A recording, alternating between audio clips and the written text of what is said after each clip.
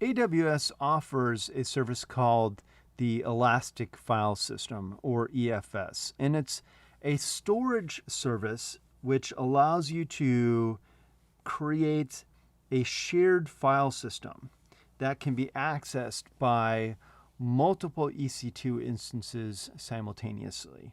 Now, we've talked about a couple other storage services in this course so far. We've talked about S3, which is an object storage service. It's basically like a key value data store, and data is stored in containers called buckets. We also talked about EBS, the Elastic Block Service, and that is a block storage service that operates like a sort of like a storage area network, a SAN. And with the EBS service, the data is presented to EC2 instances as volumes. And you can, once the data is presented as a volume, it essentially looks like a hard drive to the EC2 instance. The EC2 instance can actually initialize the EBS volume, and it can create any sort of file system it wants to. It can create an ext4 file system if it's Linux. It can create an NTFS file system if it's Windows. It looks just like a hard drive. EFS looks like a networked folder or a networked file folder to an EC2 instance. It looks like sort of like a NAS. So if you have worked like in a corporate or school setting and you have like a shared drive or shared folder that you can access from your workstation, that's kind of what EFS is. It's that shared folder that you can access where you can store files.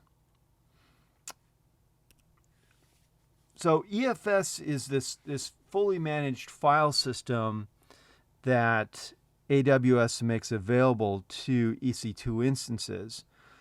What's really cool is that it's a very scalable service. You can create an EFS file system and share it across literally hundreds and thousands of EC2 instances. It's scalable to petabyte scale, and it will work with most any standard operating system. You can access EFS file systems from Linux, you can access them from Windows, and allows all these systems to essentially share access to a file system.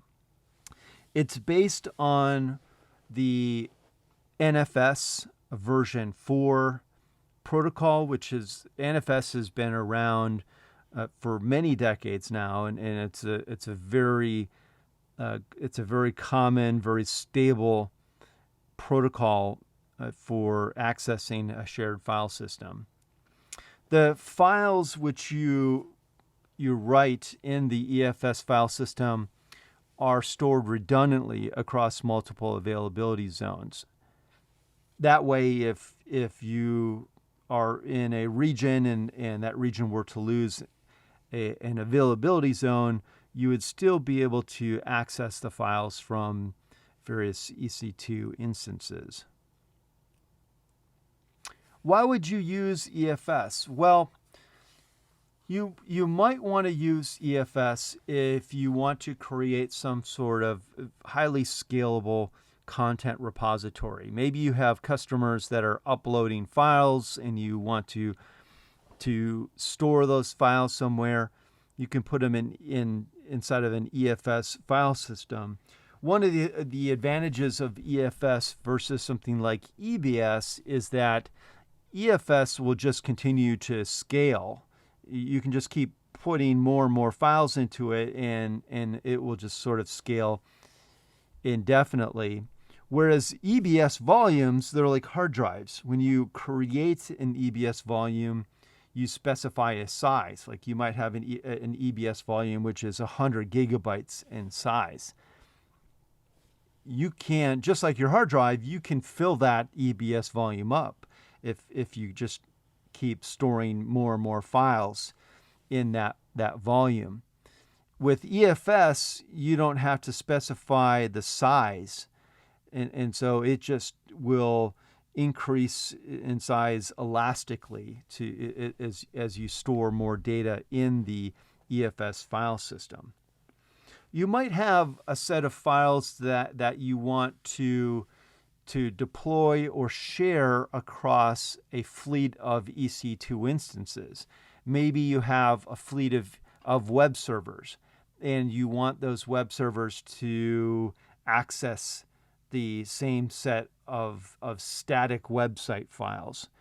You could do that easily using EFS. Maybe you have servers that have home directories and you want to share those home directories across instances. You could also do that using EFS. I've used it a number of times in certain applications.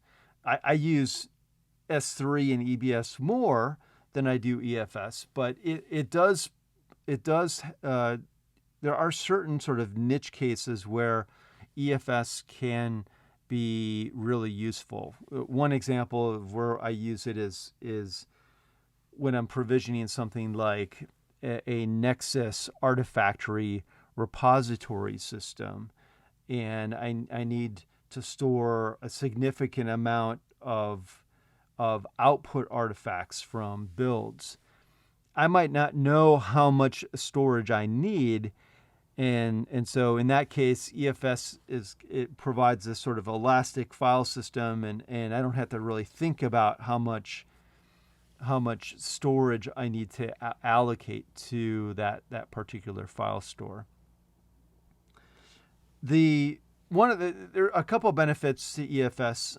EFS is compatible with most any modern operating system because it uses NFS. So, the benefit there is that you don't have to build your application any differently to work with EFS. Now, if you're working with something like S3, then your application has to be S3 aware. It has to know how to interact with S3 using an SDK or the S3 API.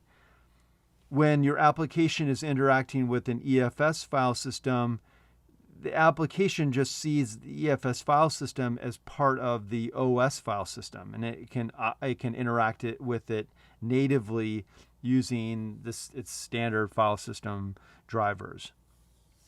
It's also completely managed by AWS, meaning that from a application development standpoint or operation standpoint, there's very little that you need to do to manage the EFS service. Of course, one other thing I should point out is that there is a backup service available for EFS as well that allows you to back up all of the files that you have stored in a file system.